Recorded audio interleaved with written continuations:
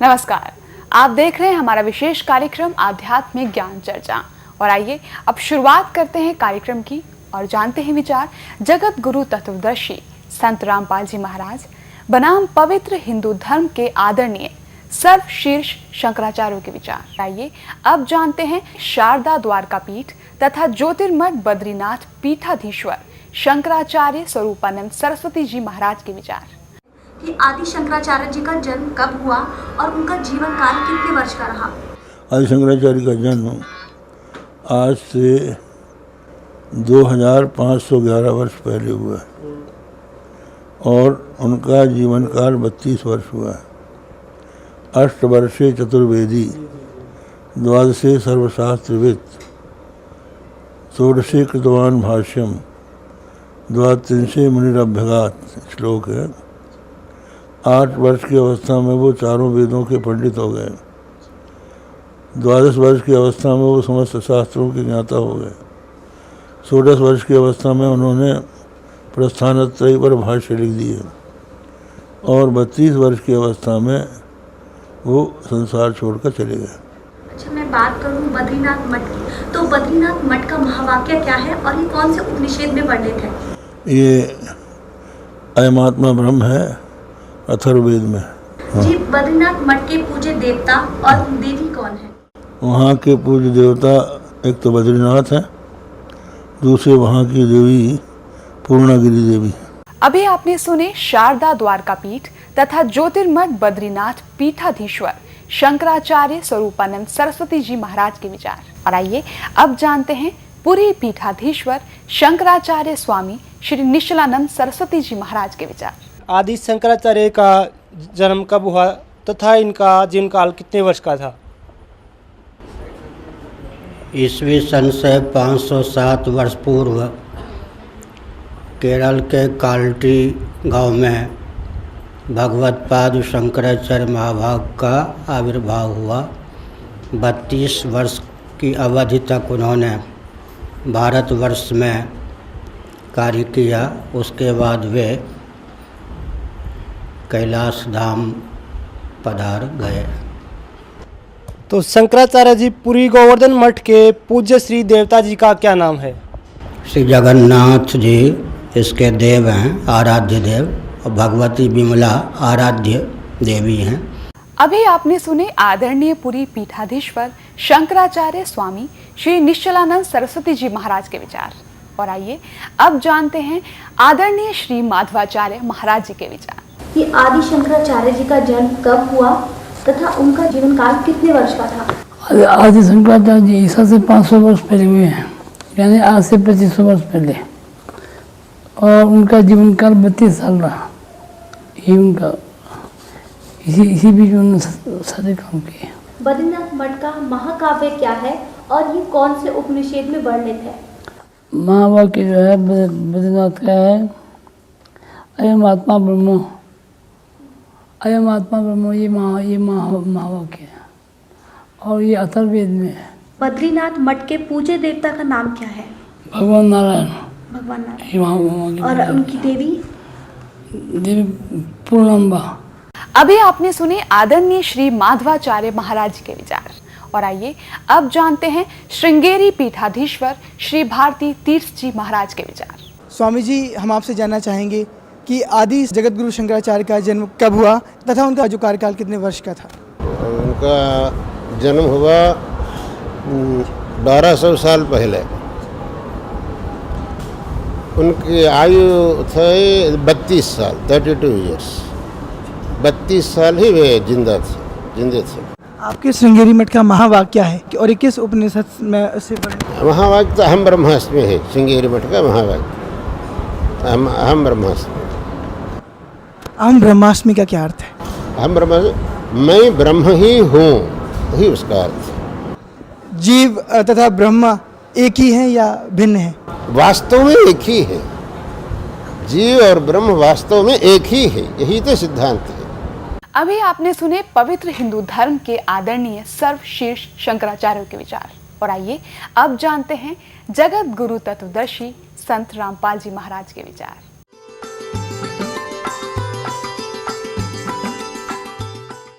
सतगुरुदेव की जय।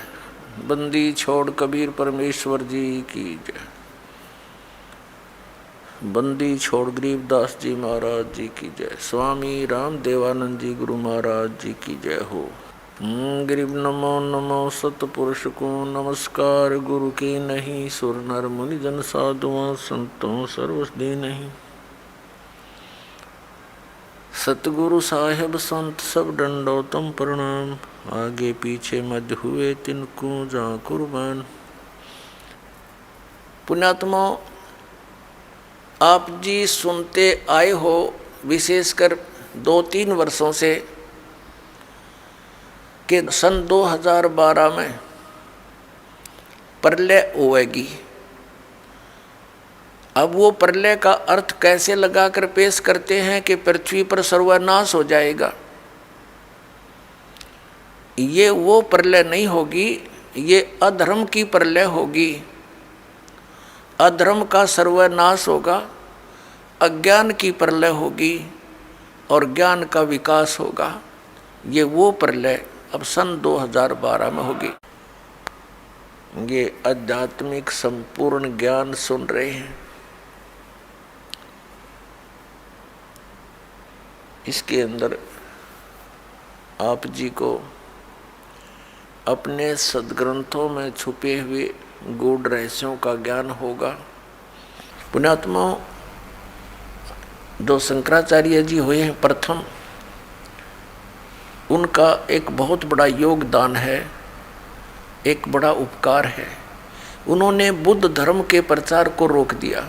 चीन में हुआ था बुद्ध धर्म का प्रचार, पूरा चीन नास्तिक हो गया। बुद्ध धर्म को रोकना एक बहुत बड़ा उपकार हमारे ऊपर रहा, लेकिन बात वहीं की वहीं रही। आसमान से गिरे खजूर में अटक गए। अब इन शंकराचार्य जी ने हमें क्या ज्ञान दिया, एक झलक दिखाते हैं।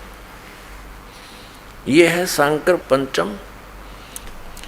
ये सांकर पंचम नामक एक पुस्तक है और इसके रचन करने वाले कौन है? आदि शंकराचार्य विरचित पंच ग्रंथा नाम संग्रह, 5 ग्रंथ रचे गए, उनका संग्रह है। देखिएगा, ये है आदि शंकराचार्य। अनुवाद करता है, व्याख्याकार हैं जगत गुरु शंकराचार्य स्वामी स्वरूपानंद सरस्वती जी महाराज। ये है शंकराचार्य विरचित है पंच ग्रंथानाम संग्रह, 5 ग्रंथों का संग्रह है। वो कौन कौन से हैं? अपरोक्ष अनुभूति, तत्वबोध, आत्मबोध और मणि रत्नमाला, भज गोविंद, ये 5 हैं। ये है ज्योतिष पीठाधीश्वर और द्वारका पीठाधीश्वर जगत गुरु शंकराचार्य श्री स्वरूपानंद सरस्वती जी स्वामी पाद है। परिणीतया, यानी इसने हिंदी टीका किया है शंकर सप्रया नाम से इन 5 ग्रंथों का, जो संस्कृत में वर्णित है। प्रकाशन है शारदा पीठ प्रकाशनम, द्वारका 361 335 जामनगर गुजरात, इनके कोड नंबर, ये दूरभाष नंबर। ये कहाँ से छपा है? Shri Mata computers private limited, ये मुद्रक है। 20/7/125 केदार घाट वाराणसी से। पहले इनका बताते हैं, देखिएगा। ये ज्ञान का स्वरूप बताया है पृष्ठ नंबर 10 पे। यहाँ क्या बताया है कि ज्ञान का स्वरूप, मैं सम शांत और सच्चिदानंद स्वरूप ब्रह्म हूँ। असत स्वरूप मैं नहीं हूँ। ब्रह्मो वाम अहम, वह ब्रह्म मैं ही हूँ। अर्थात जीव ही ब्रह्म है, इनका ये विधान है। मैं स्वयं निराकार, निर्मल, अविनाशी, अवय और निर्विकार हूँ। मैं दुखहीन, आभासहीन, विकल्पहीन, व्यापक और व्यापक हूँ। देह मैं नहीं हूँ। मैं सुखी, दुखी, संसारी, स्थूल, कृष्ण आदि समस्त अध्यायों से परे हूँ। सर्व रोग रहित, मैं निरामय, निराभास तथा व्यापक हूँ। ठीक। अब 15 पर देखिएगा, इसके 15 पृष्ठ पर क्या कहा है?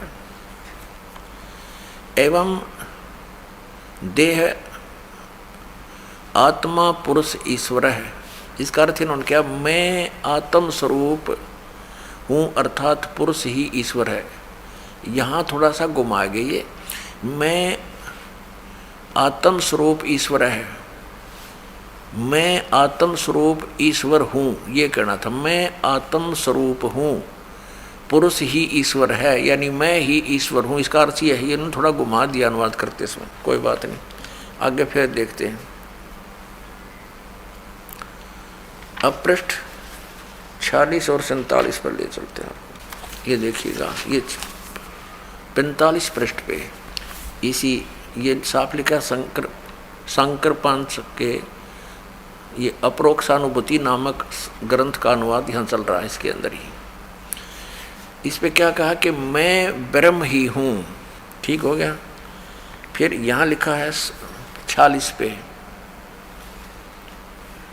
अहम ब्रह्मास्मि, मैं ब्रह्म ही हूँ। यह सदवर्ती से जो परमानंदायिनी निरालम सतीथि है उसे ध्यान कहते हैं। ये इनका ध्यान है कि मैं ब्रह्म ही हूँ, मैं भगवान ही हूँ। अब आते हैं 71-72 पे। ये प्रश्न नंबर 71 पर आत्मबोध नामक ग्रंथ है, इसका अनुवाद किया है।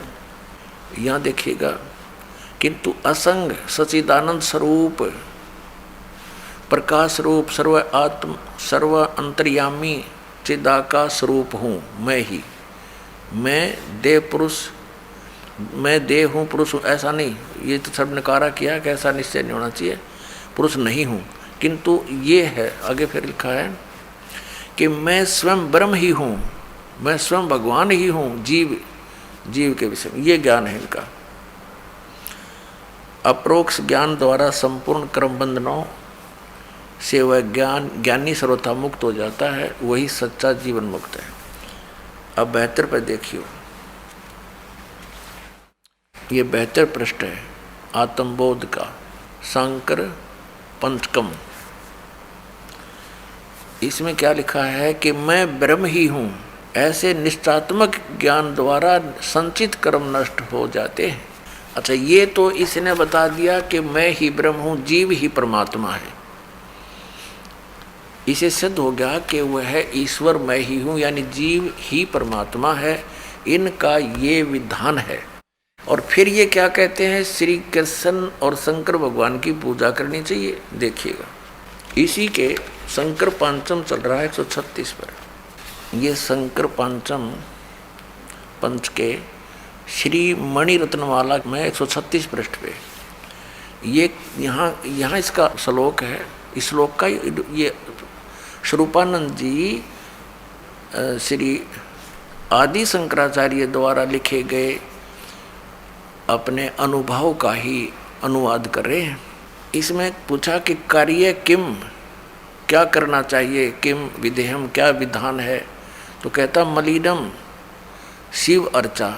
यहाँ देखा इसका उत्तर, ये प्रश्न, ये क्या प्रश्न, क्या करना चाहिए।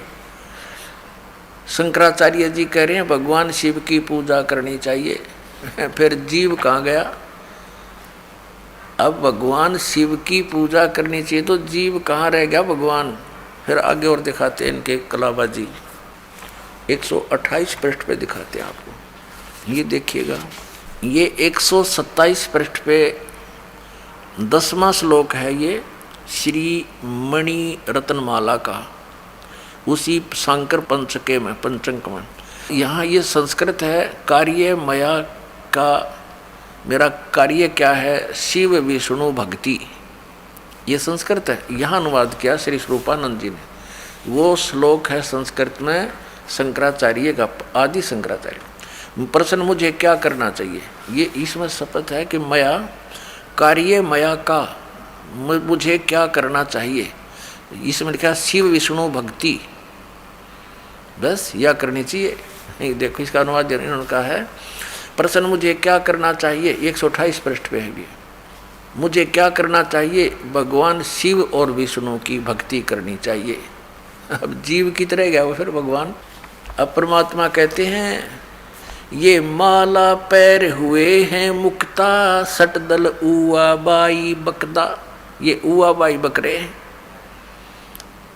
है इनका कोई सिर पैर इन शंकराचार्यों के ज्ञान का, ना कोई वेद आधार। श्रीमद् भगवत गीता में कहीं लिखा है शंकर और विष्णु की पूजा करने को, शिव की और विष्णु की पूजा करने को? तो श्रीमद् भगवत गीता अध्याय नंबर 16 के श्लोक 23-24 में कहा कि अर्जुन, जो शास्त्र विधि को त्याग कर मनमाना आचरण करते हैं उनको न तो सुख होता, न उनकी गति होती, न कोई सिद्धि प्राप्ति होती, अर्थात यूजलेस, व्यर्थ। अभी आपने सुने जगत गुरु तत्वदर्शी संत रामपाल जी महाराज के विचार, और आइए अब जानते हैं पवित्र हिंदू धर्म के आदरणीय सर्वशीर्ष शंकराचार्य के विचार। आपका क्या मानना है, परमात्मा साकार है या निराकार? परमात्मा निराकार भी है, साकार भी है। कि भगवान श्री कृष्ण गीता में बताया है, अजोपि सन नव्ययात्मा भूतानाम ईश्वरोपि सन प्रकृतिम सामधिष्ठाय संभवाम्यात्म माया। हे अर्जुन, मैं अज हूँ, अविनाशी हूँ, सब प्राणियों का ईश्वर हूँ, पर अपनी सच्चिदानंद लक्षणा स्वरूपभूता प्रकृति का बिना त्याग किए ही अपनी योग माया से अवतार धारण करता हूँ। तो अवतार धारण करने को साकार कहते हैं, और जो अवतारी है वो निराकार है। अभी आपने सुने शारदा द्वारका पीठ तथा ज्योतिर्मठ बद्रीनाथ पीठाधीश्वर शंकराचार्य स्वरूपानंद सरस्वती जी महाराज के विचार, और आइए अब जानते हैं पुरी पीठाधीश्वर शंकराचार्य स्वामी श्री निश्चलानंद सरस्वती जी महाराज के विचार। तो शंकराचार्य जी, परमात्मा साकार है या निराकार? यदि दोनों स्थिति हैं तो स्पष्ट कीजिए कि किस प्रकार साकार है और किस प्रकार निराकार। मया तत्मिदं सर्वं जगदव्यक्तमूर्तिना, गीता में कहा भगवान श्री कृष्ण। यह जगत साकार है, सर्वथा नहीं। जगत का जो पृथ्वी, पानी, प्रकाश, ऊपर से बोलें तो तेज, जल और पृथ्वी का जो भी कार्य है वह नेत्र गोचर है, रूप युक्त है, उसको व्यक्ति साकार कहते हैं। जगत भी सर्वथा साकार नहीं है, किसी अंश में साकार, किसी अंश में निराकार है। जैसे वायु निराकार है अर्थात निरूप है, आकाश निराकार है अर्थात निरूप है। तो भगवान ने बताया कि मैं वह हूँ जिस अव्यक्त मूर्ति से यह नाम रूपात्मक जगत व्याप्त है। जैसे घट, कुल्लर, सकोरे इत्यादि मिट्टी से व्याप्त होते हैं, तो इसका अर्थ यह होता है कि जगत भी सर्वथा साकार नहीं है, निराकार भी है, साकार भी है। इसी प्रकार से हमारे भगवान तत्वतः निर्गुण निराकार है। आगे तो शंकराचार्य जी क्या पुराणों को भी सत्य मानते हैं? परम सत्य। अभी आपने सुने आदरणीय पुरी पीठाधीश्वर शंकराचार्य स्वामी श्री निश्चलानंद सरस्वती जी महाराज के विचार, और आइए अब जानते हैं आदरणीय श्री माधवाचार्य महाराज जी के विचार। आपको क्या लगता है कि परमात्मा साकार है या निराकार? परमात्मा साकार भी है, निराकार भी है, निर्गुण भी है, तीन भी है। अभी आपने सुने आदरणीय श्री माधवाचार्य महाराज जी के विचार, और आइए अब जानते हैं श्रृंगेरी पीठाधीश्वर श्री भारती तीर्थ जी महाराज के विचार। परमात्मा साकार है या निराकार, यदि दोनों स्थिति हैं तो किस प्रकार से स्पष्ट कीजिए। नहीं, वैसे परमात्मा वस्तुतः निराकार है, निराकार है यही वास्तव है, लेकिन भक्तों को अनुग्रहित करने के लिए साकार रूप धारण करते हैं, ये तो वास्तव है। अभी आपने सुने पवित्र हिंदू धर्म के आदरणीय सर्वशीर्ष शंकराचार्य के विचार, और आइए अब जानते हैं आर्य समाज प्रमुख के विचार। संत रामपाल दास जी कहते हैं कि स्वामी दयानंद ईश्वर को निराकार मानते हैं और ये उनकी सोच गलत है। आर्य समाज स्वामी दयानंद और वेद परमात्मा को निराकार मानते हैं। अभी आपने सुने आर्य समाज प्रमुख के विचार, और आइए अब जानते हैं जगत गुरु तत्वदर्शी संत रामपाल जी महाराज के विचार।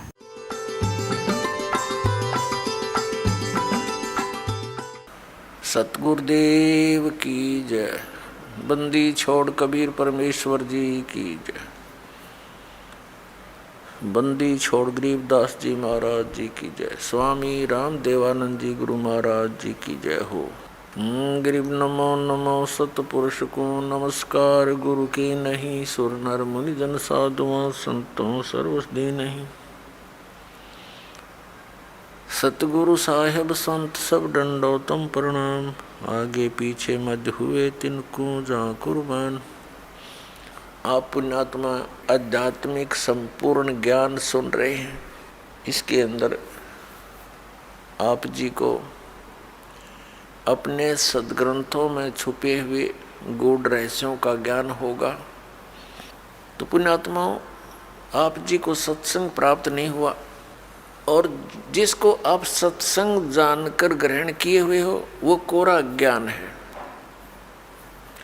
क्योंकि जो हमारे सदग्रंथों में प्रमाण नहीं है तो वो शास्त्र विरुद्ध ज्ञान है, शास्त्र विरुद्ध साधना है, उसका कोई लाभ नहीं। अब पहले क्या कारण रहा कि हमारे जो धर्म गुरु थे वो संस्कृत अवश्य जानते थे, लेकिन अध्यात्म ज्ञान शून्य था उनका। वे तत्व ज्ञानहीन थे और हैं अभी तक। हमारे धर्मगुरु कौन हैं? आचार्य, शंकराचार्य और अन्य मंडलेश्वर, ये सब हमारे धर्मगुरु हैं। तो पुण्यात्माओं, हमारे जो अध्यात्म गुरु थे वो तत्व ज्ञानहीन और हमारे सदग्रंथों से अपरिचित थे। पहले तो पवित्र हिंदू धर्म से पहले कोई मजहब नहीं था। जो कोई भक्ति या तो करता नहीं था, करता था तो वेदों अनुसार ही करता था। पवित्र हिंदू धर्म का उत्थान आदि शंकराचार्य जी से माना जाता है। आज से 2520 वर्ष पूर्व उनका जन्म हुआ, यानी ईसा जी से 508 वर्ष पूर्व। उसके बाद ही ईसाई धर्म का उत्थान हुआ। ईसा जी का जन्म आज से 2012 वर्ष पहले हुआ,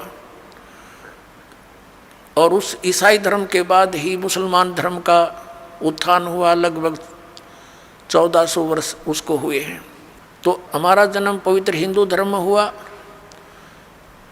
हिंदू धर्म के जो सदग्रंथ माने जाते हैं, पवित्र चारों वेद, पवित्र श्रीमद् भगवत गीता, पवित्र पुराण, और हमारे जो आचार्य शंकराचार्य और ये मंडलेश्वर जो हिंदू धर्म के गुरुजन ये कहते थे कि हम पुराणों, वेदों और गीता अनुसार तुम्हें ज्ञान दे रहे हैं, और इनको कख भी पता नहीं था पुराणों, वेदों और गीता जी का। तो पुण्यात्माओं, इनसे कोई पूछता है कि परमात्मा साकार है व निराकार, तो ये बताते हैं परमात्मा निराकार भी है, साकार भी है। अरे भले आदमी, तुमने वेद पढ़े, फिर इनको वेदों का कख भी पता नहीं। यदि ये वेदों से परिचित होते, क्या शब्द बोलते कि परमात्मा निराकार है? कहते हैं वहाँ वो से तो निराकार है, दूसरे शब्दों में ये डिफाइन करते हैं। और जब यहाँ प्रकट होता है जन्म लेकर, जैसे राम, श्री कृष्ण, विष्णु को कहते हैं ये परब्रह्म के अवतार हैं ये, तो वो साकार है। अरे वेद बताते हैं वो साकार है, परमात्मा नर आकार है, मनुष्य सदृश सतलोक में रहता है। तो क्या इन आचार्यों को और शंकराचार्यों को वेद ज्ञान था? अपने हिंदू धर्म के, पवित्र हिंदू धर्म के उन पवित्र सदग्रंथों में सिद्ध करते हैं कि परमात्मा कैसा है, उसका नाम क्या है, पवित्र वेदों में। अब ऋग्वेद के 4-5 श्लोक हैं, कति कंसेप्ट क्लियर कर देंगे कि वो कबीर परमात्मा है और वो मनुष्य जैसा है, और वो ऊपर तीसरे मुक्ति धाम में यानी धूलोक के तीसरे पृष्ठ पर रहता है, और उसका बंदी छोड़ नाम है, कबीर बंदी छोड़ पाप नाशक है। अभी दिखाते हैं, देखिएगा। ये है ऋग्वेद मंडल नंबर 9 और 10 इकट्ठा ही अनुवाद है। और ये अनुवाद भी पुण्यात्माओं एक और कमाल की बात है, इस पवित्र ऋग्वेद के अनुवादकर्ता भी वही व्यक्ति हैं जो भगवान को निराकार मानते हैं, और अपने हाथ से परमात्मा ने इनकी कर कमल से लिखवा दिया, दाता ने आपके लिए रहम करा और स्पष्ट करवा दिया। ये आर्य समाज महर्षि दयानंद सरस्वती द्वारा आर्य समाज स्थापना हुई, और महर्षि दयानंद के ही चेलों ने और महर्षि दयानंद ने वेदों का अनुवाद कर रखा। और महर्षि दयानंद और उसके अनुयायी परमात्मा को निराकार मानते हैं, वो किसी अवतार को भी नहीं मानते। और अपने कर कमलों से लिखा हुआ है वो परमात्मा राजा के समान देखने जोगा है, ऊपर के लोक में रहता है। जबकि इन आर्य समाज और महर्षि दयानंद का विधान है कि परमात्मा एक देशीय नहीं है, और वो वेदों को सत्य मानते हैं, वेदों में जो लिखा वो फाइनल है। तो ये दास अनुवाद करता है इनका, वो तो करना ही है और कर भी रखा दास ने, लेकिन किससे का नहीं जच्चा हो। वो ये कहते कि वेदों का अनुवाद अपने अपने हिसाब से सब ने कर रखा है, इसका सही किसी ने भी पता नहीं। अब यह भी गुंजाइश ना छोड़ी कि उन्हीं के कर कमलों से लिखा हुआ है और हम उसको मानते परमात्मा साकार, वेदों में अनुवाद उन्हीं का किया हुआ है और सच्चाई है। तो परमात्मा ने उनकी बुद्धि पर पत्थर डाल दिए उस समय जब ये 5-4 श्लोक अनुवाद किए ना, बाकी तड़ंगा के रखे इन्होंने, पूरे वेदों का अनुवाद ठीक से किया ही नहीं। ये आपके लिए मेहर की दाता ने, नहीं तो कहा आपके गुरुजी ने संस्कृत आती नहीं, वो कहे कि वेदों का अनुवाद करेगा, बेकार रहा तुम्हें। अब इन इंजीनियरों पर करवा दिया अनुवाद इसका, इन शास्त्रीय पर। प्रकाशक हैं सार्वदेशिक आर्य प्रतिनिधि सभा, महर्षि दयानंद भवन, रामलीला मैदान, नई दिल्ली। ये इनके फ़ोन और फैक्स नंबर हैं। मुद्रक हैं Prince offset printers, 1510 Pataudi house, Daryaganj, नई दिल्ली। ये देखिएगा ऋग्वेद मंडल नंबर 9 और सूक्त 86, इसका मंत्र नंबर 26। यज्ञ करने वाले यजमानों के लिए परमात्मा, अर्थात यज्ञ माने धार्मिक अनुष्ठान यानी भक्ति साधना करने वाले यजमान माने भक्त, भक्तों के लिए परमात्मा सब रास्तों को सुगम करता हुआ और उनके विघ्नों को मर्दन करता है, नाश करता है उनके संकटों का, उनको पवित्र करता हुआ और अपने रूप को सरल करता हुआ वह कांति में परमात्मा। इन्होंने यहाँ कबीर का अर्थ सर्वज्ञ कर दिया, ये लिखना था वो कबीर देव। अब ये कंसेप्ट क्लियर करना पड़ेगा यहाँ पर, क्योंकि परमात्मा कहते हैं 9 मन सूत उलझिया ऋषि रहे जखमार, और सतगुरु ऐसा सुलझा देगा उलझे ना दूजी बार। अब देखना ये यजुर्वेद है, यानी महर्षि दयानंद द्वारा इसका अनुवाद है। और ये कहाँ से प्रकाशित है? प्रकाशक सार्वदेशिक कार्य प्रतिनिधि सभा 2/5 महर्षि दयानंद भवन, रामलीला मैदान, नई दिल्ली। और महर्षि दयानंद द्वारा इसका अनुवाद है। मुद्रक है Prince offset printers, 1510 Pataudi house, नई दिल्ली, दरियागंज, नई दिल्ली। अब इसके 36वें अध्याय का प्रथम मंत्र है। ये 60-30 अध्याय यानी 36वां अध्याय यजुर्वेद भाषा भाष्य, ये 36वां अध्याय है। ये प्रथम मंत्र है। रेचम वाच्यम परपदे मनो यजु परपदे, ये यजु शब्द है। ये यजु शब्द है, 1-2 अपसर्ग लगा रखे हैं इसके, इसका यहाँ अनुवाद है। इसी में महर्षि दयानंद ने किया है यजु माने यजुर्वेद। बिल्कुल सही है, क्योंकि यजुर्वेद की महिमा लिखी जा रही थी, बोली जा रही है, तो यजु लिखा है। यजु का अर्थ अंडरस्टूड है कि यजुर्वेद के बारे में जानकारी है। तो जहाँ पर इन्होंने कवि कर दिया, कबीर का अर्थ कवि कर दिया, तो उसका अर्थ है कबीर देव। वो लिखना पड़ेगा, जहाँ प्रसंगवश परमात्मा की जहाँ महिमा चल रही होगी तो लिखना पड़ेगा कबीर का अर्थ कबीर देव। और जहाँ काव्यकार की महिमा में वहाँ कवि शब्द प्रयोग है तो वहाँ काव्यकार लिखना पड़ेगा। सर्वज्ञ का तो इसमें मतलब है नहीं लिखने का, कोई कवि सर्वज्ञ हुआ ही नहीं है। अब ये अंडरस्टूड होगा। अब जहाँ पर ये कवि शब्द लिखा देखिएगा, ये वैसे मूल पाठ में दिखाएंगे आपको। ये है ऋग्वेद मंडल नंबर 9 और 10 इकट्ठा ही अनुवाद है। ऋग्वेद मंडल नंबर 9 और सूक्त नंबर 86 का मंत्र नंबर 26। इसमें मूल पाठ में ये है गा करवानो निर्जनम हरियंत है कबीर। ये कबीर शब्द है, हम कबीर बोल रहे हैं इसको कबीर। और इन्होंने इसको संधि छेद करके ऐसे लिख दिया, तो इन्होंने यहाँ लिखना पड़ेगा हमने, वो कबीर देव है, क्योंकि परमात्मा की महिमा चल रही है यहाँ पर, परमात्मा की, वो किसी कवि की नहीं है। तो इसमें कवि शब्द है तो काव्यकार के लिए नहीं है, ये परमात्मा के लिए।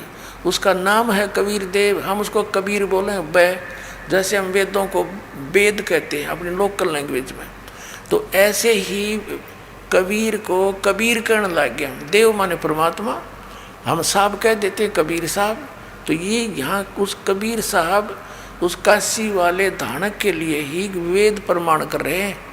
और परमात्मा ने 600 वर्ष पहले कहा था, धर्मदास वेद मेरा भेद है, मैं ना मिलूँ वेदन के माही, और जौन वेद से मैं मिलूँ। वो वेद जानते नहीं, क्योंकि वेदों में महिमा तो कबीर परमेश्वर की है, लेकिन वे ऑफ वर्षी पूजा का मार्ग जो है, भक्ति का मार्ग केवल इस ब्रह्म तक का है।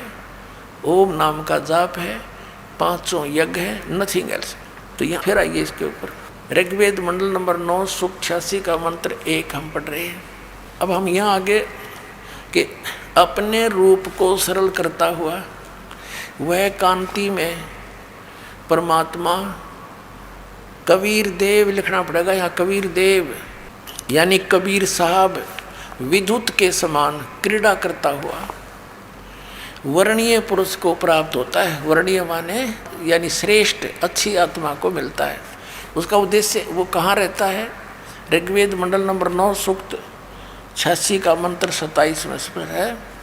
वो प्रकाश पुंज परमात्मा, जो परमात्मा ध्युलोक के तीसरे पृष्ठ पर विराजमान है, वहाँ रहता है तीसरे पृष्ठ पर। अब वह परमात्मा ध्युलोक के तीसरे पृष्ठ पर, यानी सतलोक की भी 3 डिवीज़न है। जैसे दिल्ली हमारा राजधानी है, लेकिन एक बाह्य दिल्ली है, एक फिर अन्य सराउंडिंग बाजार वगैरह है, फिर एक राजधानी है। ऐसे उस तीसरे स्थान पर परमात्मा की राजधानी है, बाकी उसकी सृष्टि वहाँ पर अलग से। अब देखना ऋग्वेद मंडल नंबर 9 सूक्त 82 और मंत्र नंबर 1 में, जो सर्व उत्पादक प्रभु यानी सबकी उत्पत्ति करने वाला परमात्मा, प्रकाश रूप, सद्गुणों की वृष्टि करने वाला, पापों का नाश करने वाला, हरण करने वाला, वह राजा के समान। अब देखो 269 पर पढ़ रहे हैं हम, आगे 270 पर चलेंगे। 270 पर आ गया। राजा के समान दर्शनीय है, देखण जोगा है, साकार है, मनुष्य सदृश है, और वह पृथ्वी आदि लोक लोकांतरों के चारों ओर शब्दमान हो रहा है। वह वर्णीय पुरुष को जो दृढ़ भक्त है उसको पवित्र करता हुआ प्राप्त होता है। जिस प्रकार विद्युत स्नेह वाले स्थानों को आधार बनाकर प्राप्त होता है। अब यहाँ देखो नीचे किस उद्देश्य से आता है। ऋग्वेद मंडल नंबर 9 सूक्त 82 का मंत्र 2 हम पढ़ रहे हैं। पहला पढ़ लिया, हे परमात्मन, उपदेश करने की इच्छा से आप, यानी तत्व ज्ञान प्रदान करने की इच्छा से आप, सच्चा ज्ञान देने के लिए, सच्चिदानंद घन ब्रह्म का सुख संवेद देने के लिए आप महापुरुषों को प्राप्त होते हो, अच्छी आत्माओं को मिलते हो, और आप अत्यंत गतिशील पदार्थ के समान बड़ी तीव्र गति से हमारे आध्यात्मिक यज्ञ को प्राप्त होते हैं। आप देखा, आप कबीर देव हैं, आप कबीर देव हैं, कबीर साहब हैं, शुद्ध स्वरूप हैं। हमारे पापों को दूर करके हे अमर परमात्मा आप हमको सुख दें। अपने आत्माओं, अब क्या सिद्ध हुआ कि परमात्मा मनुष्य सदृश है। पवित्र वेदों ने बता कि वो परमात्मा ध्युलोक के तीसरे पृष्ठ पे, यानी ऊपर तेजो में, ध्युलोक माने तेजो में लोक में वो परमात्मा विराजमान है, और मनुष्य सदृश है, राजा के समान दर्शनीय है, वहाँ से चलकर आता है, अच्छी आत्माओं को मिलता है। तो ये लीला करी किसने है? परमेश्वर कबीर साहब ने, काशी वाले दानक परमात्मा ने, काशी वाले जुलाहे ने की। तो who is God? Kabir is God. अपना तुम ये कंसेप्ट क्लियर हुआ, परमात्मा सह शरीर है। अपनात्मा वेदों में यहाँ तक लिखा है कि उसको बंदी छोड़ कहते हैं। वो कबीर बंदी छोड़ है। देखना, ये यजुर्वेद, ये वही यजुर्वेद है महर्षि दानव सरस्वती द्वारा अनुवादित। प्रकाशक है सार्वदेशिक आर्य प्रतिनिधि सभा 2/5 महर्षि दान भवन रालाबदान नई दिल्ली। ये महर्षि दानव सरस्वती कृत, ये वहीं से प्रकाशित है। अब इसके अध्याय नंबर 5 के और श्लोक नंबर 32 को आपको दिखाते हैं। ये देखना, 5वां अध्याय 5वां अध्याय यजुर्वेद भाष्यम यहाँ है 5वें अध्याय का ये 32वां श्लोक है। 32वां, इसमें क्या लिखा है? उसी असी कबीर अंगारी असी, इसको कबीर कहो, कबीर कहो, कबीर अंगारी असी बम्भारी असी, बम्भारी अवसुर असी, दोषवान सुधन्यो असी। और फिर यहाँ क्या दिखा है? रत धामा सवर ज्योति। अब इनका अनुवाद पढ़ेंगे। हे जगदीश्वर, जिस कारण आप कांतिमान असी माने हैं, अंगारी माने खोटे चलन के जीवों के शत्रु, अंगारी माने पापों के शत्रु, अरि माने शत्रु, अग माने पाप, पापों के शत्रु, पाप नाशक, पापों का नाश करने वाले कवि, यह लिख दिया कवि, ये कबीर देव। ये देखो कबीर, हम कबीर कहते हैं इसको, कबीर, कबीर देव हैं आप, कबीर देव हैं। और बम्भारी माने बंधनों के शत्रु, अरि माने शत्रु, बम्ब माने बंधन, आप बंदी छोड़ हैं, बंधनों के शत्रु, बंदी छोड़, हम उसको बंदी छोड़ कहते हैं। और आप रत धामा सवर ज्योति, सवर ज्योति माने स्वयं प्रकाशित लोक में, लोक है कौन सा?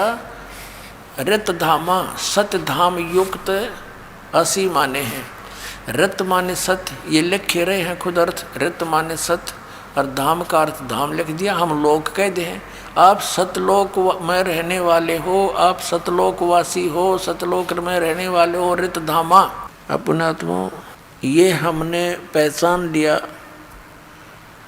इतने प्रमाण देख करके कि परमात्मा कौन है, कैसा है। अब जैसे अभी तक परमात्मा के विषय में निराकार ही एक लोकवेद बना हुआ था कि परमात्मा निराकार है, तो ये केवल दंत कथा थी, यथार्थता नहीं थी। क्या इनको वेदों का, सदग्रंथों का ज्ञान है? अब परमात्मा कहते हैं ये माला पैर हुए हैं मुक्ता, सटदल उआ बाई बकदा। ये उआ बाई बकरे हैं, है इनका कोई सिर पैर इन शंकराचार्यों के ज्ञान का? इनसे कोई पूछता है कि परमात्मा साकार है व निराकार? तो ये बताते हैं परमात्मा निराकार भी है, साकार भी है। अरे भले आदमी, तुमने वेद पढ़े, फिर इनको वेदों का कख भी पता नहीं। यदि ये वेदों से परिचित होते, क्या शब्द बोलते कि परमात्मा निराकार है?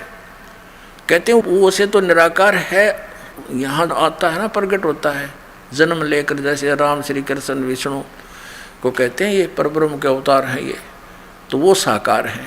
अरे वेद बताते हैं वो साकार है, परमात्मा नर आकार है, मनुष्य सदृश है, सतलोक में रहता है। तो क्या इन आचार्यों को, शंकराचार्यों को वेद ज्ञान था? इनको पुराणों का ज्ञान नहीं, वेद तो बहुत दूर की बातें हैं।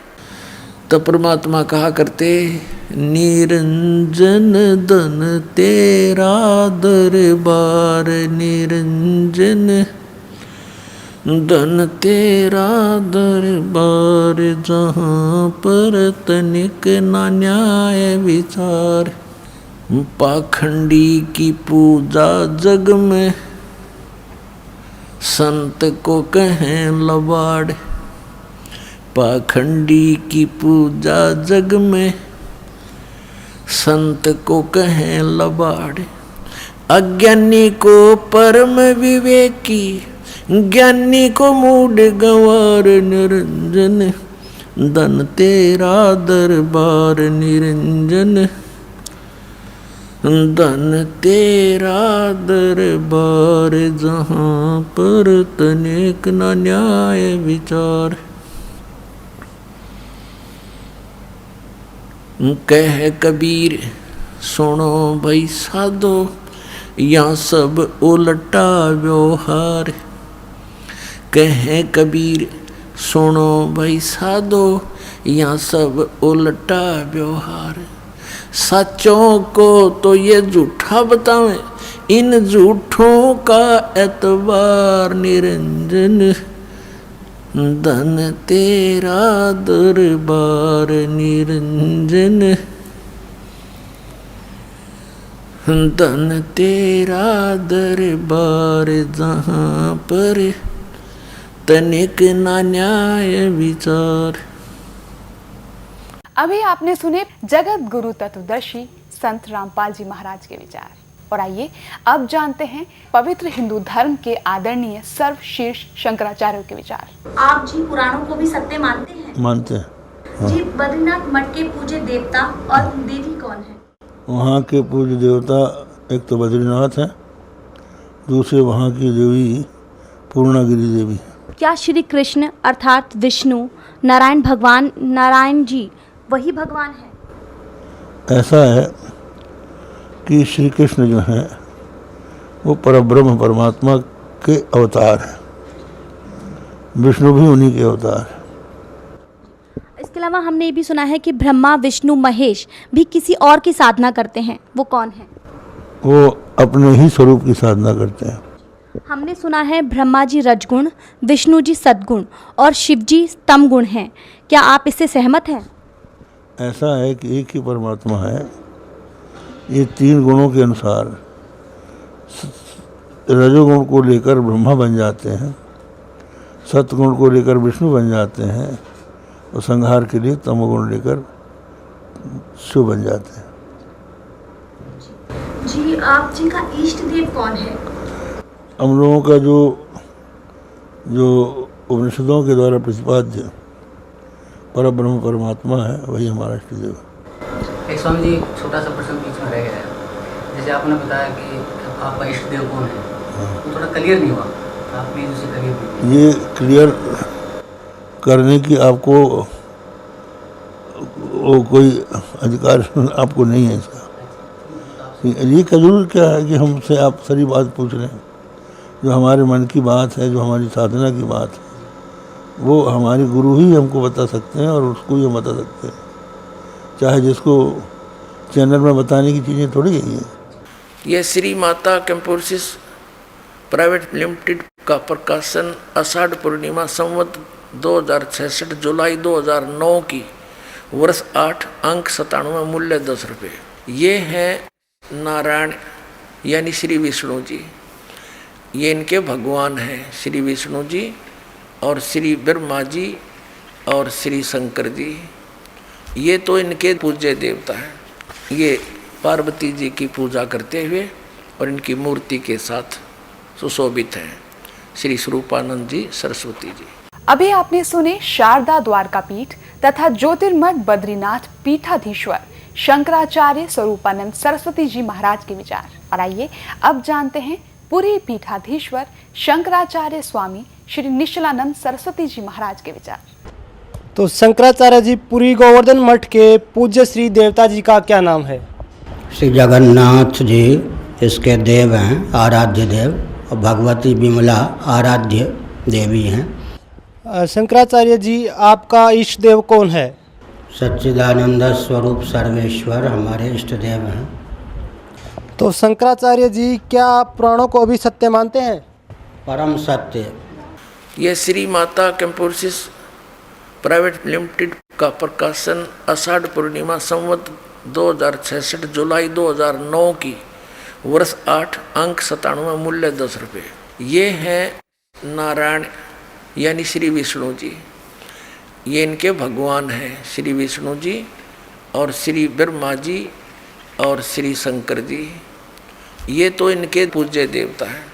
अभी आपने सुने आदरणीय पुरी पीठाधीश्वर शंकराचार्य स्वामी श्री निश्चलानंद सरस्वती जी महाराज के विचार। और आइए अब जानते हैं आदरणीय श्री माधवाचार्य महाराज जी के विचार। क्या आप जी पुराणों को सत्य मानते हैं? सत्य है। बद्रीनाथ मठ के पूज्य देवता का नाम क्या है? भगवान नारायण। भगवान नारायण। और उनकी देवी? देवी पूर्णाम्बा। आप जी का इष्ट देव कौन है? इष्ट देव तो कोई भी हो सकता है। हम सभी हम तो पंचदेव उपासना करते हैं, 5 देवता होते हैं। ठीक है महाराज जी, ये बताइए कि बद्रीनाथ मठ का महावाक्य क्या है और ये कौन से उपनिषद में वर्णित है? अयम आत्मा ब्रह्म, या अथर्ववेद में है, अयम आत्मा ब्रह्म। क्या श्री कृष्ण जी ही विष्णु हैं अर्थात नारायण भगवान हैं? विष्णु और नारायण भगवान एक ही हैं। श्री कृष्ण भी वही है, नारायण भी वो हैं, विष्णु भी वो हैं। हमने सुना है कि ब्रह्मा जी रजगुण हैं, विष्णु जी सद्गुण हैं और शिव जी तमगुण हैं। क्या आप इससे सहमत हैं? ऐसा रजोगुण, तमोगुण, सतोगुण, ये तीनों देवता एक रजोगुण की सृष्टि करते हैं ब्रह्मा जी, और पालन करते हैं भगवान विष्णु वो सतोगुण, और श्रृंगार करते हैं भगवान रुद्र वो तमोगुण। हमने सुना है कि ब्रह्मा विष्णु महेश भी किसी और की साधना करते हैं, ये सही है? हाँ करते हैं, ठीक बात है। तो वो कौन है, मतलब किनकी साधना करते हैं? भगवान विष्णु जो है भगवान राम की साधना करते हैं, भगवान शंकर राम की, और भगवान राम जो है भगवान शंकर। उत्तम और अनुत्तम में क्या अंतर है, क्या अंतर लगता है आपको? उत्तम है जो श्रेष्ठ है, अनुत्तम जो उससे कम है वो अनुत्तम।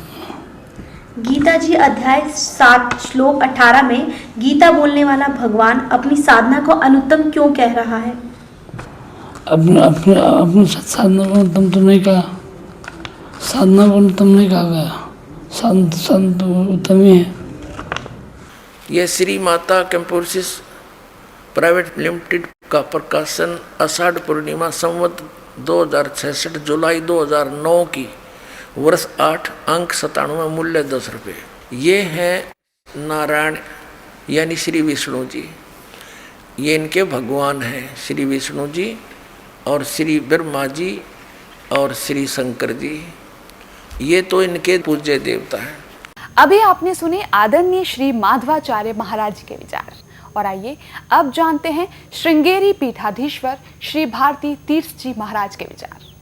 क्या आप पुराणों को भी सत्य मानते हैं? नहीं, पुराण सत्य है। पुराण को हम कैसा असत्य माने, हमारे लिए पुराण सत्य ही है। क्या श्री कृष्ण विष्णु जी अर्थात नारायण भगवान है? हाँ, भगवान नारायण का है अवतार श्री कृष्ण है। हमने सुना है कि ब्रह्मा ही रजगुण है, विष्णु जी सद्गुण है और शिव जी तमगुण है। क्या आप इससे सहमत हैं? ठीक है, वो शास्त्र में वैसा ही है, वही सही है। हमने सुना है कि ब्रह्मा विष्णु महेश भी किसी और की साधना करते हैं। नहीं नहीं नहीं, नहीं वैसे तो कुछ नहीं, वे किसी साधना नहीं करते। आप जी के पूज्य श्री देवता जी का क्या नाम है? मैं कहा था ना, जब एक ही भगवान है तो ये पूज्य देवता अपूज्य देवता ऐसे कैसे होता है? एक ही भगवान है। यह श्री माता कैंपोसिस प्राइवेट लिमिटेड का प्रकाशन आषाढ़ पूर्णिमा संवत 2066 जुलाई 2009 की वर्ष 8 अंक 97 मूल्य 10 रुपये। ये हैं नारायण यानी श्री विष्णु जी, ये इनके भगवान हैं श्री विष्णु जी और श्री ब्रह्मा जी और श्री शंकर जी, ये तो इनके पूज्य देवता हैं। अभी आपने सुने पवित्र हिंदू धर्म के आदरणीय सर्वशीर्ष शंकराचार्य के विचार, और आइए अब जानते हैं जगत गुरु तत्वदर्शी संत रामपाल जी महाराज के विचार।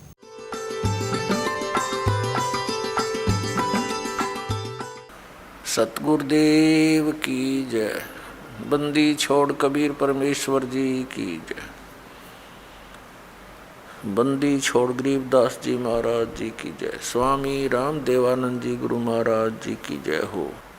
गरीब नमो नमो सतपुरुष को नमस्कार, गुरु के नहीं सुर नर मुनि जन साधुओं संतों सर्वसदी नहीं।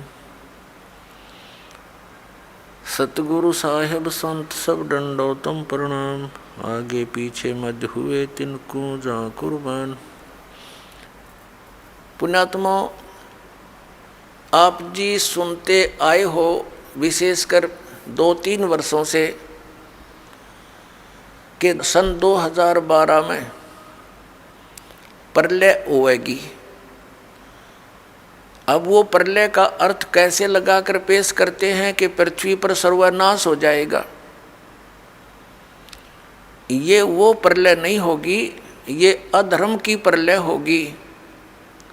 अधर्म का सर्वनाश होगा, अज्ञान की प्रलय होगी और ज्ञान का विकास होगा।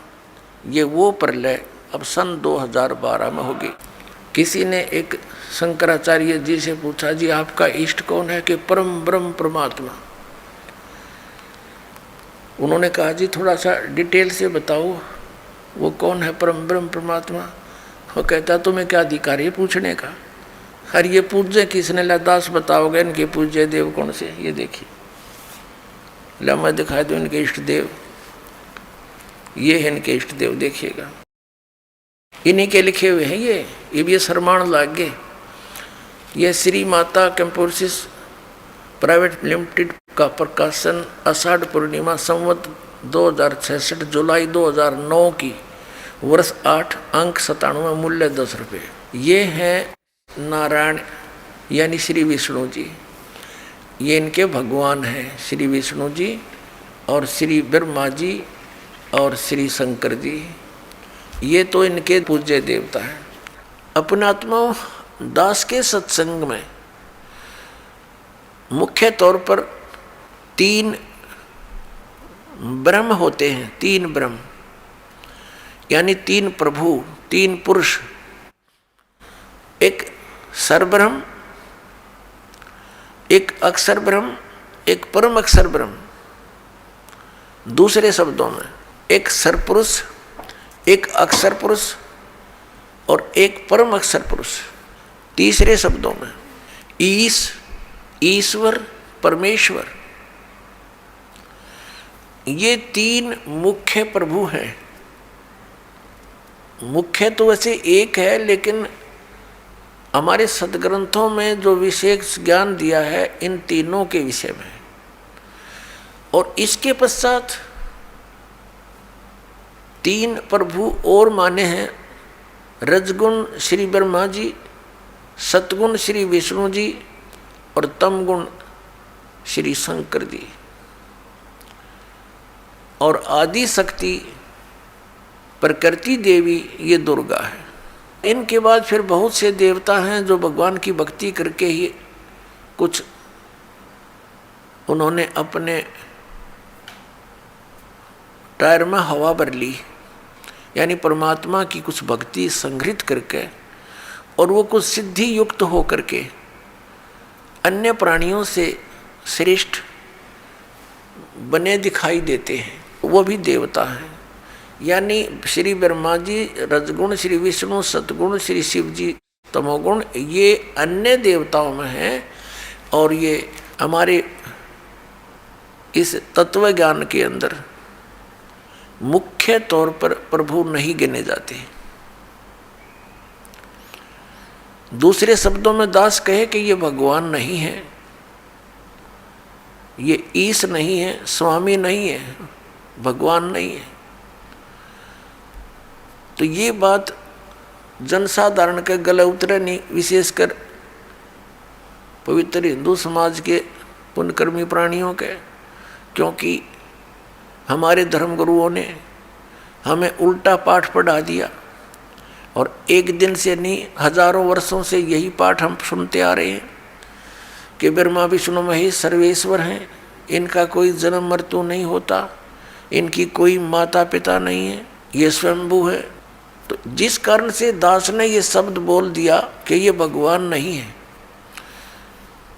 ये बात एक बहुत विवादप्रस्त हो जाएगी यदि प्रमाण नहीं दिखाया गया। तो आपको प्रमाण दिखाते हैं। एक समय इस शिवपुराण के अंदर लिखा है, पवित्र शिवपुराण के अंदर, कि श्री ब्रह्मा जी रजगुण और श्री विष्णु जी सतगुण का आपस में विवाद हो गया, झगड़ा हो गया। ब्रह्मा जी कहते हैं कि मैं सबका उत्पत्ति करता हूँ, विष्णु तो मेरा पुत्र है। विष्णु जी कहते हैं तू मेरी नाभि कमल से उत्पन्न हुआ है, तू मेरा पुत्र है। वो कहता मैं तेरा बाप, वो कहता मैं तेरा बाप। दोनों का युद्ध हो गया। उस युद्ध की शांति के लिए इस काल भगवान ने, जो इनका पिता है, जिसको ये सदाशिव कहते हैं, पौराणिक और ये हिंदू धर्म के गुरु जी, उस सदाशिव ने इनके बीच में एक स्तंभ खड़ा कर दिया, तेजों में पिलर, बहुत लंबा चौड़ा लिंग स्तंभ। तो ये लड़ना तो भूल गए, उसके और छोर को खोजने में लग गए। जब दोनों असफल रहे तो फिर वो सदाशिव जो इनका पिता है, ब्रह्मा जी, विष्णु जी, शिव जी का, वो शिव रूप धारण करके वहां खड़ा हो गया। फिर उनको ज्ञान बताने लगा, कहने लगा कि तुम अपने आप को भगवान मान बैठे, तुम भगवान नहीं हो, यू आर नॉट गॉड। अपना आत्मा दास कहे तो विदक जा, इनके इतिहास बताते हैं तो आपको स्वीकार्य होगा। ये देखिए, ये है श्री शिव महापुराण हिंदी टीका सहित भाग 1, श्री शिव महापुराण विद्या अवरिधि पंडित ज्वाला प्रसाद जी मिश्र कृत हिंदी टीका सहित, खेमराज श्री कृष्णदास प्रकाशन मुंबई। इतने यहाँ से प्रकाशित है। हम इसके ये देखिएगा, इसके पृष्ठ नंबर 11 से हम शुरू करेंगे। ये है विद्वेश्वर संहिता भाग 1 छठा अध्याय। नंदी केश्वर बोले, हे योगीधर, आगे एक समय विष्णु भगवान शेष सैया पर अपने गुरुड़ आदि पार्षदों से संयुक्त लक्ष्मी सहित शयन करते थे। उस समय ब्रह्म ज्ञानियों में श्रेष्ठ ब्रह्मा जी, अब यहाँ के ही से ब्रह्म ज्ञानी है, देखियो, अपनी इच्छा से ही वहाँ आए। सब प्रकार सुंदर सेज पर शयन करते हुए कमल लोचन विष्णु जी से पूछने लगे, तुम कौन हो जो मुझे देखकर अभिमानी पुरुष के समान शयन करते हो? हे वत्स, हे बेटा। ब्रह्मा जी कह रहे हैं विष्णु जी को, हे वत्स, हे बेटा, उठो, देखो मैं तुम्हारा स्वामी आया हूँ, तेरा मालिक आया हूँ। आए हुए गुरु को देखकर जो अभिमान करता है, उस द्रोही मूड का प्रायश्चित होना उचित है। यह सुनकर विष्णु जी के अंतर में तो क्रोध हुआ, अंदर तो बड़ा गुस्सा आया, पर ऊपर तो शांत बने रहे, परंतु बाहर से शांत रहे और बोले, हे वत्स, हे बेटा, तुम्हारा मंगल हो, बैठो, इस आसन पर विराजमान हो। अब विष्णु जी कहे, उसने ब्रह्मा जी को कहा, जा बेटा बैठ जा। इस समय तुम्हारा नेत्र कुटिल और मुख वक्र यानी टेढ़ा क्यों हो रहा? गुस्से में हो रहा था ब्रह्मा जी। ब्रह्मा जी बोले, हे वत्स, हे बेटा विष्णु, तुमको समय के प्रभाव से अभिमान है। हे पुत्र, मैं तुम्हारा रक्षक और जगत का पिता मैं हूँ। विष्णु जी बोले, यह तो सब जगत मुझ में सचित है, तुम चोर के समान किस प्रकार अपना कहते हो? तुम मेरी नाभि कमल से उत्पन्न हुए हो, इससे मेरे पुत्र हो, मुझे पुत्र कहना सर्वथा व्यर्थ है। नंदीकेश्वर बोले, इस प्रकार ब्रह्मा विष्णु दोनों ही रजोगुण से मुग्ध होकर विवाद करने लगे।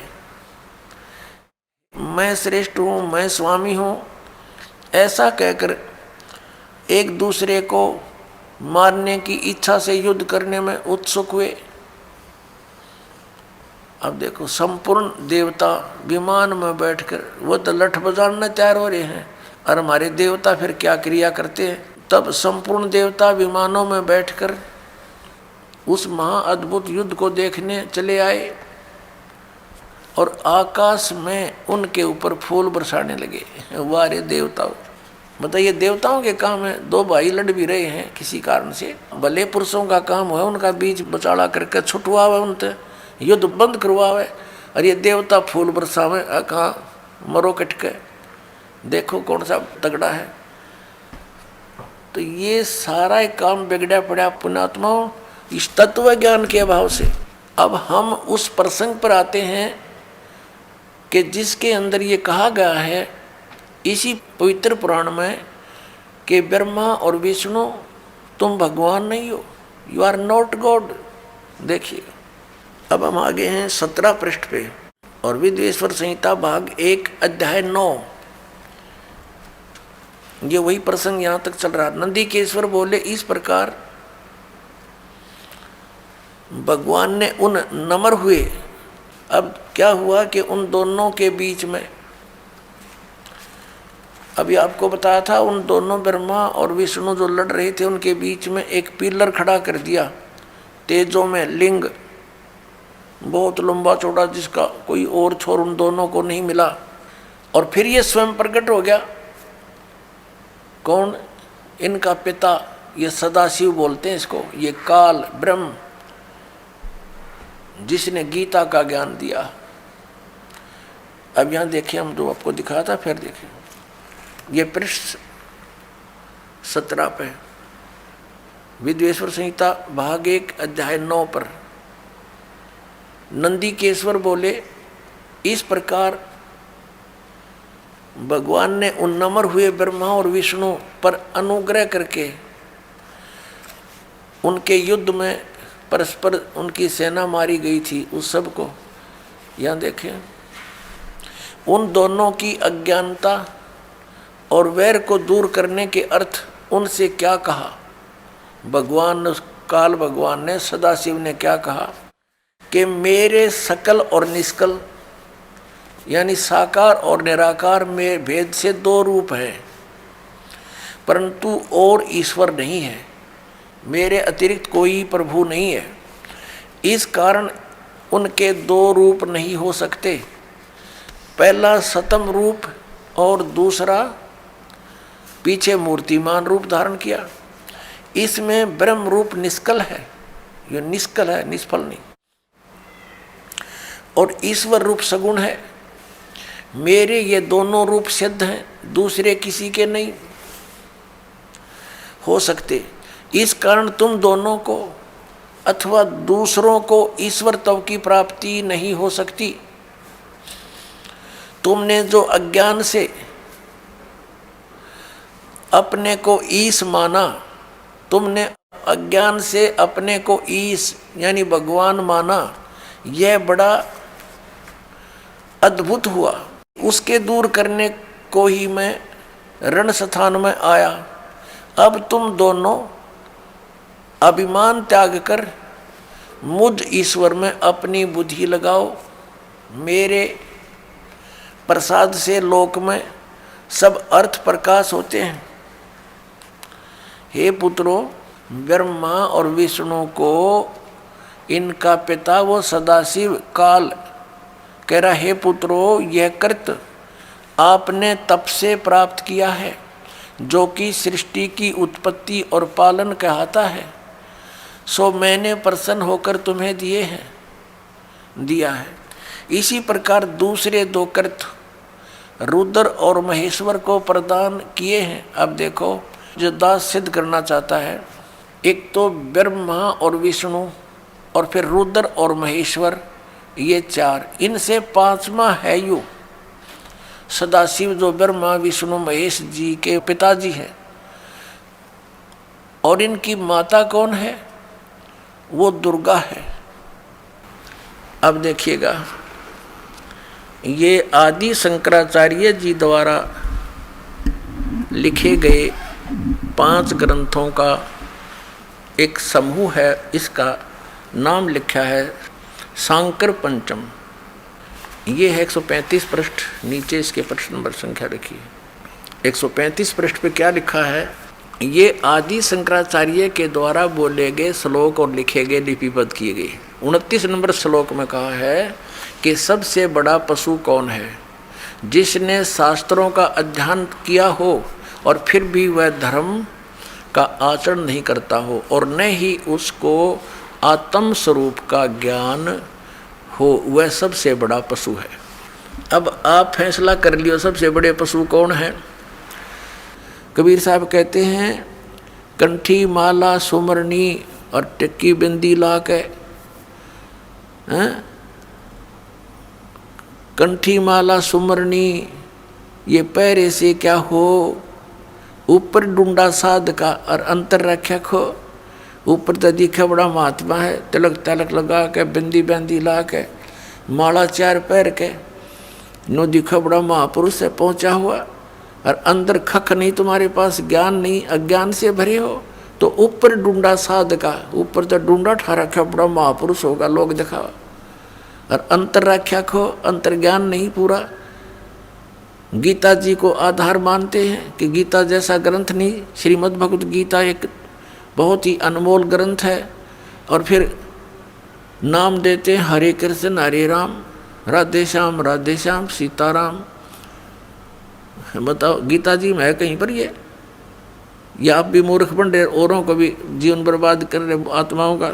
पहले हमें ज्ञान नहीं था, इन बकवादों को हम समझ नहीं सके, जो क्या ऊआ बाई बक रहे हैं। ये प्रत्येक युग में आते हैं ये कबीर परमेश्वर, लेकिन अन्य युगों में सतयुग त्रेता द्वापर में ये अन्य नामांतर करके आ जाते हैं।